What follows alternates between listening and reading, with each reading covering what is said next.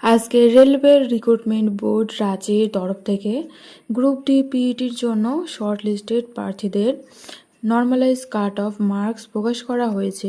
এই ভিডিওটিতে আমরা দেখব ক্যাটাগরি ওয়াইজ কাট অফ কত হয়েছে এবং আপনার নম্বরের সাথে মিলিয়ে বুঝে নিন আপনি পিইটির জন্য যোগ্য হয়েছেন কি না। আরআরবি রাঁচির অফিসিয়াল নোটিশ অনুযায়ী ফিজিক্যাল এফিসিয়েন্সি টেস্টের জন্য শর্টলিস্টেড হওয়া প্রার্থীদের কাট অফ মার্কস হলো ইউআরদের 72 পয়েন্ট, আর ওবিসিদের হলো 71 পয়েন্ট, ইডব্লিউএসদের হলো 61 পয়েন্ট, এসটিদের হলো 61 পয়েন্ট, আর এসসিদের হলো 58 পয়েন্ট। দেখা যাচ্ছে জেনারেল এবং ওবিসি কাট অফ বেশ উচ্চ পর্যায়ে রয়েছে।